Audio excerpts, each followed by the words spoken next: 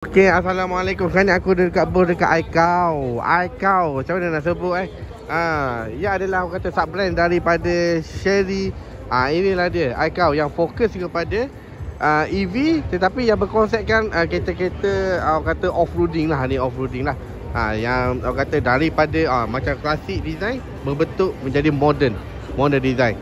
Macam design iKow V23 ni dia macam konsep macam Jeep Wrangler yang lama-lama ni, tapi macam design inilah moden dia. Memang kemas dah cantik lah. So aku buat secara preview macam ni lah. Inilah design dia. Memang nampak kemas, nampak boxy, nampak ranggi. Sesuai lah untuk nak macam show off sikit. Okey lah, tapi cahaya lah, cat ayam sikit lah. Dia bagi sport ring sport ring 21 inci warna hitam berbentuk bunga macam ni. Tapi okey lah, acceptable lah. Nanti aku bagi spek lah. Dia punya EV, dia punya onboard charger berapa, dia punya kapasiti bateri, distance dia boleh pergi range berapa, nanti aku akan cerita lah. Tapi yang pasti lebih daripada, untuk teknologi sekarang ni, lebih daripada 400 lebih kilometer lah daripada interior dia. Ni dia bagi left hand drive lah untuk unit preview lah. Oh, nampak tak? Kemas tak kemas tu? Aku tak sempat nak touch ni. Tak sempat lah, tapi ini dalam bahasa Chinese lah. Born to Play V23. Dia ada airbag dekat sini. Paper konsep warna putih lah. Tapi memang ranggi lah. Dia boleh buat dengan harga yang berpatutan lah. Ni daripada low cost ni. Siapa kata China tak boleh buat? China boleh buat lah. So kita pegang, kita tengok dalam dia.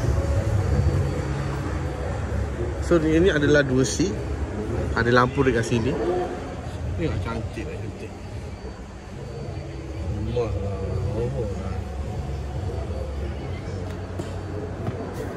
Macam Defender lah, macam Defender lama-lama. Dia konsep lama-lama.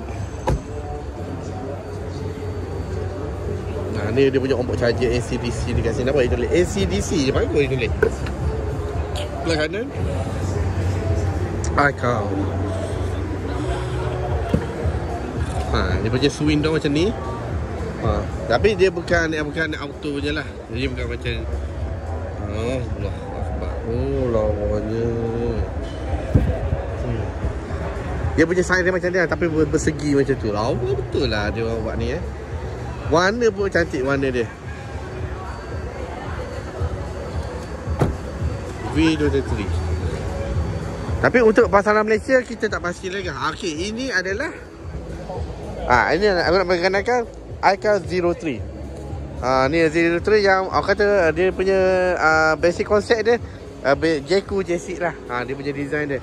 Tapi dia under iKow. Mungkin dia dah tukar nama ke apa, tapi dia pakai tayar GT. Tayar GT sport ring 18 inci. Ni sport ring 18 inci. Ni tinggi. Ni macam sedikit sederhana. Untuk right hand dia masih ada lampu support untuk simbol elektrik.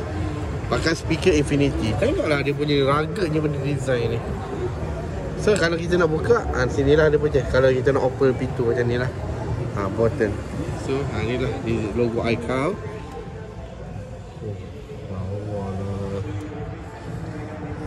Elektrik. Lepas tu ada sunroof. Ini masih ada sunroof lagi lah. Dua kat holder kat sini. So ada panel macam biasa lah. Standard kereta China dia ada 2 panel dekat sini lah. Nampak tak? So dari segi dalam dia ada Type A dengan Type C dekat sini. Nampak tak kat bawah ni? Memang betul-betul ranggi lah. Speaker Infinity Outlook. Yang ni adalah berkonsepkan all-wheel drive lah. Memang kita bossy IWD.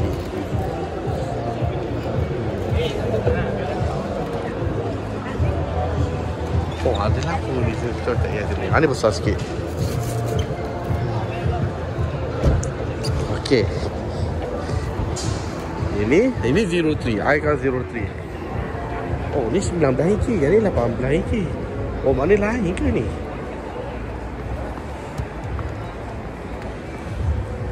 Sorry, bukan 18 inci, 19 inci betul lah. Takut lain. Sorry minta maaf inilah dia iKow 03. Memang betul-betul boxy. Memang ranggi lah. Ni lagi.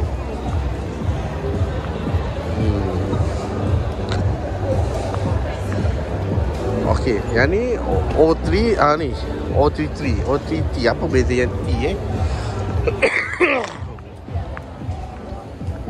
apa beza yang T okey, left hand drive. Dalam dia lain. Dalam dia lain sikit. Yang ni lah paling customize. Ni paling customize lagi.